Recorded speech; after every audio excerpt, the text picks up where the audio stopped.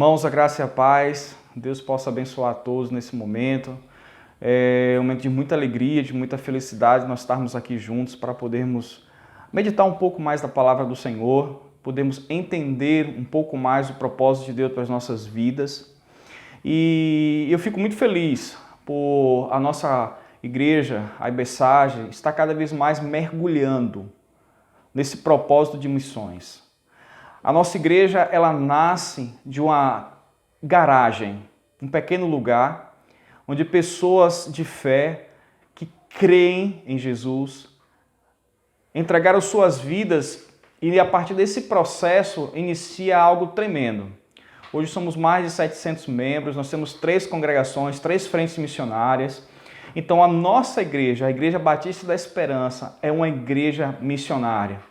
E eu louvo a Deus pela vida do nosso pastor João Carlos, que tem tido no seu coração uma visão missionária de expansão do reino de Deus. Mas, irmãos, eu queria pensar com os queridos nessa noite sobre missões, eu fazendo missões e você fazendo missões. Todos nós, eu e vocês, nós somos alvos de missões. Eu sou fruto de missões, você é fruto de missões. Nós só estamos aqui nesse momento ouvindo a palavra, meditando na palavra, compartilhando a palavra de Deus, porque um dia alguém ousou a falar de Jesus para a gente. Então nós somos fruto de missões. A palavra do Senhor fala aqui, no capítulo 9 de Marcos, da nossa campanha desse ano, eu creio. Tudo é possível que crê. Então nós precisamos acreditar, nós precisamos confiar em Deus, que eu e você podemos nos tornar instrumentos na mão do Senhor, instrumentos poderosos na mão do Senhor, para a expansão do seu reino. As parábolas que nós temos estudado na nossa escola bíblica dominical fala sobre o reino de Deus e fala sobre a expansão do reino de Deus. Mas quem é que vai fazer esse trabalho? Os missionários? Os pastores? Irmãos, todos nós somos convocados a fazer missões. Se você nasceu de novo, se você recebeu Jesus Cristo como seu único, exclusivo Salvador, você também é chamado para fazer missões. Ah, pastor, mas eu vou ter que ir para a África, eu tenho que ir para o sertão, eu tenho que ir para um país fechado, da janela 1040, onde as pessoas lá são presas, são mortas pelo nome de Jesus. Talvez sim. Talvez Deus te chame para um campo desse, talvez Deus te chame para um ministério específico de missões. Mas eu quero te dizer que Deus já te chamou para um ministério de missões. A palavra do Senhor fala que existe uma ordenança. Essa ordenança lá de Marcos capítulo 16, versículo 15 diz: Ide por todo o mundo e pregai o evangelho a toda criatura. Mateus capítulo 28 também, a partir do versículo 18 e 19, diz: Ide fazer discípulos de todas as nações. Então, quando Jesus manda, Ele está mandando não é os missionários apenas, os pastores apenas, as agências missionárias apenas, mas está mandando a mim, mandando você. A parábola que nós meditamos no domingo foi a parábola do grão de trigo, um pequenozinho grão. E eu e você podemos nos colocar na presença do Senhor como esse pequenino grão. Nós sabemos que na história da igreja houve homens poderosamente usados por Deus, homens que impactaram sua geração, homens que através da vida deles centenas de pessoas se renderam aos pés, mulheres também poderosamente usadas por Deus. Podemos citar o exemplo do apóstolo Paulo. Paulo foi um dos homens mais usados por Deus, um homem que na sua instrumentalidade no Espírito Santo, centenas, milhares de pessoas se renderam ao Senhor. Mas também nós queremos falar de missionários, meus irmãos, que estão na Bíblia e que nós não sabemos o nome. Missionários anônimos. A primeira missionária que está na Bíblia que eu queria falar com você, minha irmã, e com você, meu irmão, é a missionária do capítulo 4 do Evangelho de João. Isso, a missionária mulher samaritana. Uma mulher vril, uma mulher desprezível, uma mulher abjeta, uma mulher rejeitada pela sociedade. Uma mulher que já estava no 5º relacionamento conjugal e nós não sabemos em que contexto era esse relacionamento. Uma mulher que para ir ao poço, tirar água, ela não podia ir pela manhã. Pela manhã era muito fresco, era muito tranquilo, havia companhia, havia pessoas para estar com ela, havia muitas mulheres que iam àquele lugar. Mas ela não podia ir porque ela era rejeitada. porque ela era excluída, porque era uma mulher de má fama.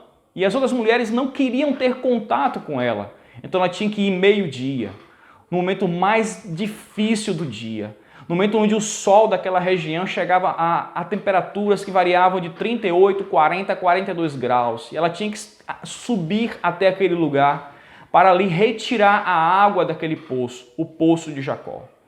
E foi exatamente naquele lugar que a vida daquela mulher foi mudada, a vida daquela mulher foi completamente transformada e algo aconteceu. E ela encontra Jesus. E naquele encontro, ela recebe a água da vida. E por ser tocada, transformada, aquela mulher se torna uma missionária. Ela sai imediatamente daquele lugar e vai até o encontro à sua cidade. Ela se esquece de tudo. Ela se esquece que ela era uma mulher rejeitada, ela se esquece que ela era uma mulher pequena, talvez se sentindo um grãozinho de mostarda, e ela sai a plenos pulmões, anunciando, fazendo missões e dizendo para todos: olha, encontrei um homem que falou de tudo da minha vida. Porventura não é ele o Messias? Porventura não é ele aquele homem que nós tanto esperamos, que nós tanto desejamos? E a Bíblia fala que a multidão daquela cidade samaritana foi ao encontro de Jesus. E chegando lá, aquela multidão que foi atraída, que foi evangelizada por aquela mulher, encontra o Messias. E Jesus passa 2, 3 dias naquela cidade, impactando a vida daqueles homens e mulheres, e ao ponto daquele povo dizer: agora cremos não apenas porque tu falas, mas porque temos visto e ouvido. Então aquela mulher, que nós nem sabemos o nome, uma anônima, se tornou uma grande missionária e centenas de pessoas, uma cidade inteira foi impactada. Aquela mulher não fez curso de teologia, aquela mulher não se preparou em escolas específicas de missões, não que isso não seja importante, isso é importantíssimo. Eu falo isso porque tem muitas pessoas que dizem: eu não tenho preparo, eu não conheço tanto da Bíblia, e começam a dar desculpas. Mas aquela mulher, ela não olhou para as suas limitações, aquela mulher apenas olhou para a graça, aquela mulher olhou para a misericórdia, aquela mulher olhou para a transformação que Jesus fez na vida dela e foi até a sua cidade e falou do amor de Jesus para os seus, e os seus, muitos, centenas foram transformados. Mas nós temos também um outro homem. Um homem. No capítulo 5 do Evangelho de Marcos, nós temos um homem também que nós não sabemos o nome. E ele recebia um nome. O endemoniado de Gadara, ou endemoniado gadareno. Um homem desvio, desprezível. Na verdade, uma espécie de zumbi, um vivo morto. Um homem que já havia perdido o contato com a sua família. Um homem que estava destruído, completamente vilipendiado por aqueles demônios. Era uma vida que as pessoas, se pudessem, tinham matado. Já tinham desprezado ele, já tinham jogado ele na lata do lixo. E a Bíblia diz que aquele homem tem um encontro poderoso com Jesus. A Bíblia diz que Jesus o transforma, Jesus o liberta poderosamente. E havia mais de 3.000 demônios no corpo daquele homem. E quando aquele homem é transformado e quando aquele homem é liberto, a Bíblia fala que os vizinhos dele se aproximam e vê aquela situação e expulsam Jesus, porque eles estavam preocupados com aquela manada de porcos que caíram de espinhadeira abaixo. E aquele homem diz: Jesus, deixa ir contigo, Jesus, eu preciso estar contigo, eu quero ir contigo. E a Bíblia fala que Jesus olha para aquele homem e diz: não. Jesus dá um não para aquele homem. E Jesus diz: antes, vai aos teus e conta o como Deus te libertou e teve misericórdia de ti. No capítulo 5 de Marcos, os irmãos podem acompanhar esse texto. A Bíblia diz que aquele homem saia dali, alegre, repleto, liberto, e aquele homem se torna um missionário. Aquele homem que nós não sabemos o nome, aquele homem que também não participou de nenhuma escola, de nenhum treinamento para missões, mas havia dentro dele algo que pulsava, a vida de Deus. Aquele homem que estava totalmente coberto de chagas e demônios, que estava ali escravizado por Satanás, agora estava liberto no poder de Jesus.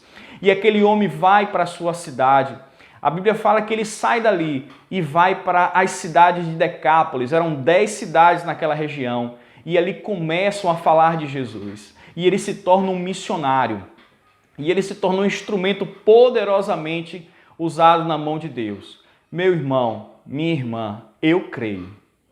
Eu creio que você que está me assistindo nesse momento é chamado por Deus.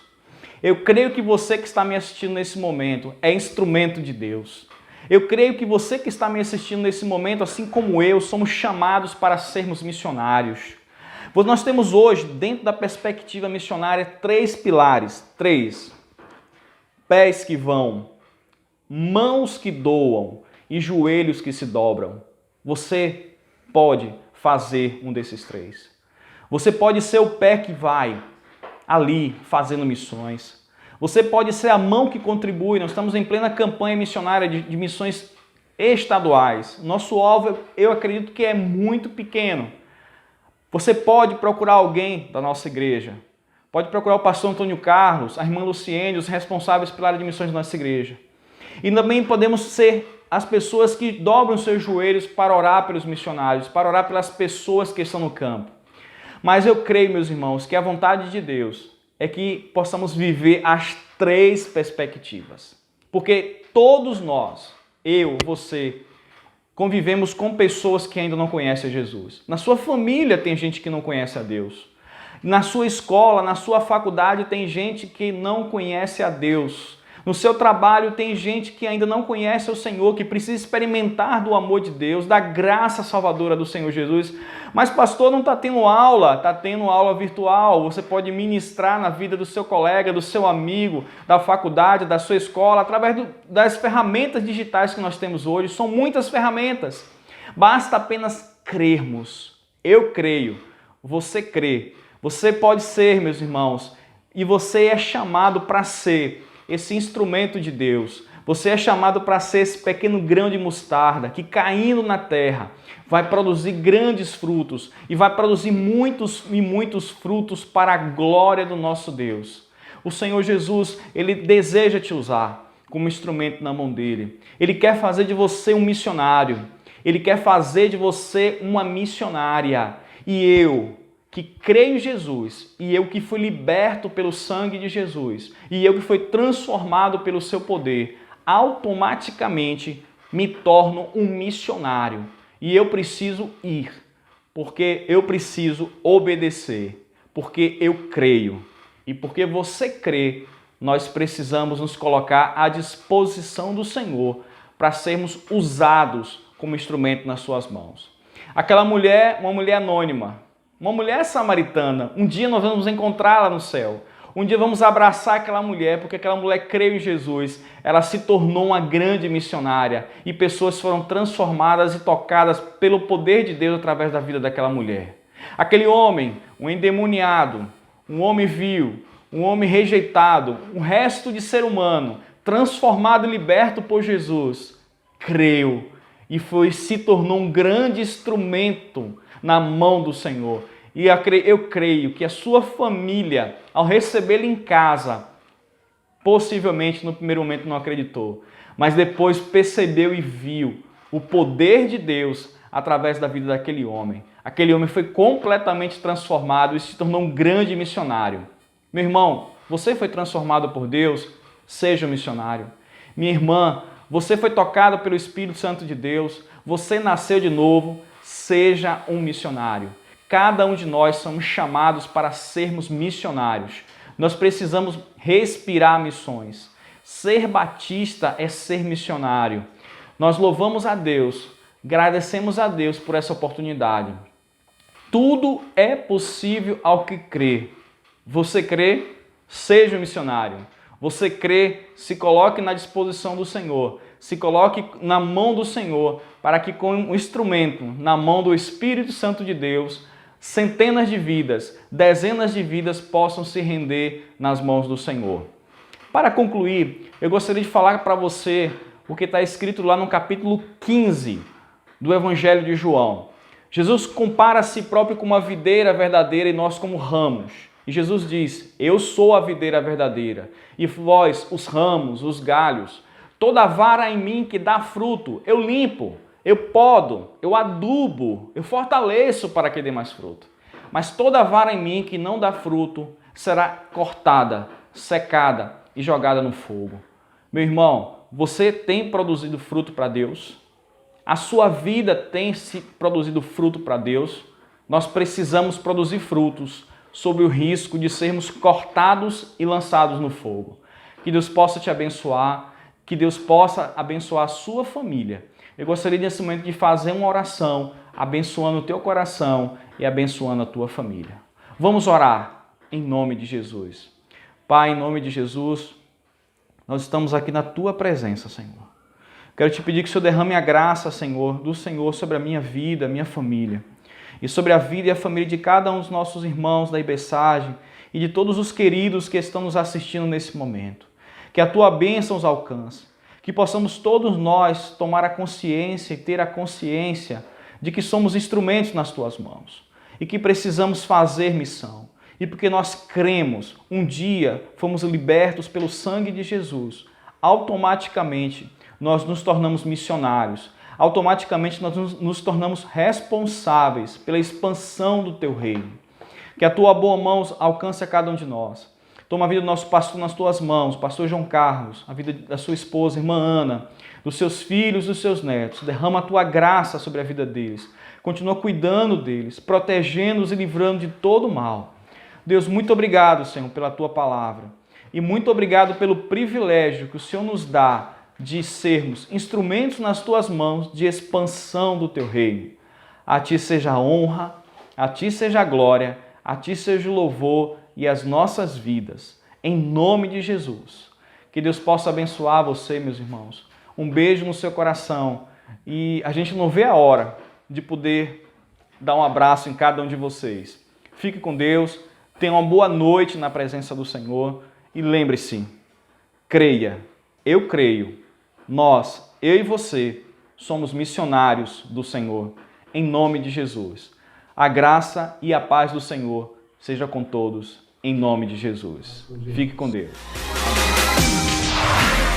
Olá, queridos irmãos da Igreja Batista da Esperança, em Santo Antônio de Jesus. Eu me chamo missionária Dina Dalva e aqui é o missionário Gerisvaldo.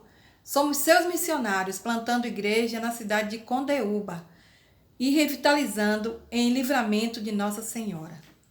Nós estamos em plena campanha de missões estaduais, cujo tema é Eu Creio. E a divisa, tudo é possível ao que crê, Marcos 9, 23.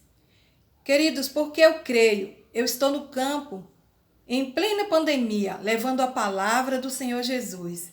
Nós estamos usando as estratégias de culto online, EBDs, pequeno grupo multiplicador, encontro com jovens, e Deus tem usado de uma forma poderosa essas ferramentas para que alcancemos vidas para o Senhor. Nós também estamos em Livramento de Nossa Senhora, usando os mesmos métodos, e Deus também tem feito a obra no coração das pessoas. Eu gostaria de contar uma pequena experiência quando nós chegamos aqui em Condeúba, no dia 23 de março, onde estava no início de uma pandemia, e nós estávamos preocupados como começar um trabalho, onde as pessoas não nos conheciam, como nós poderíamos entrar nas casas se todos estavam com medo, né, de ser contaminados por esse vírus. E Deus nos deu a estratégia de nós começarmos na vizinhança, com nossos vizinhos, distribuindo máscaras.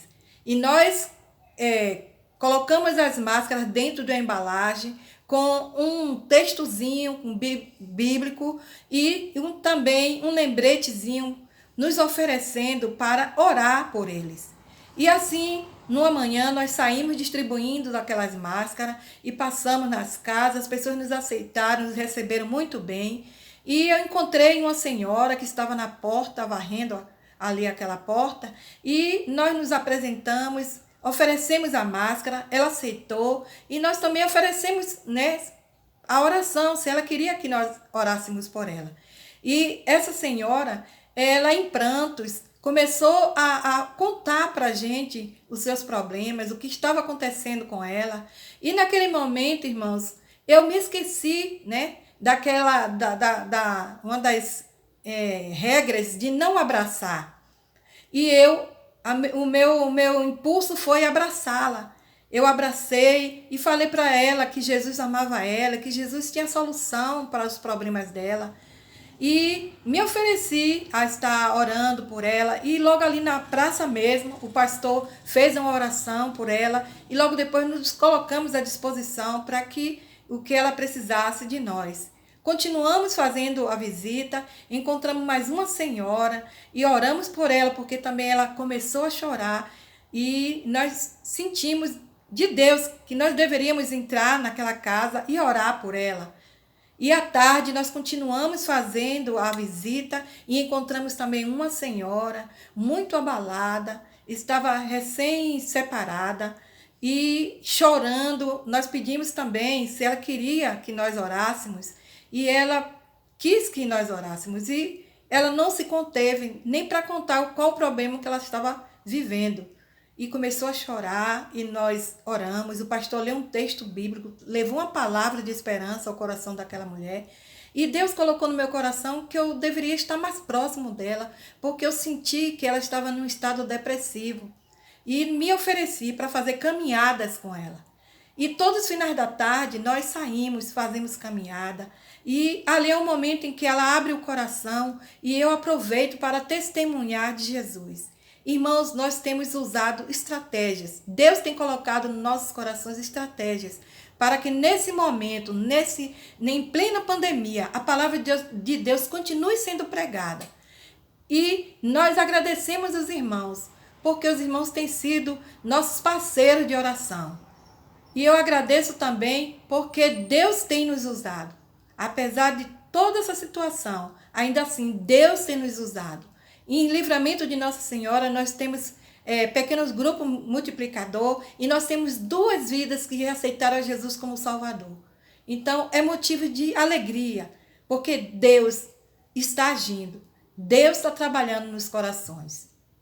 E isso, querido, só é possível com a sua ajuda. Isso só é possível com a sua participação.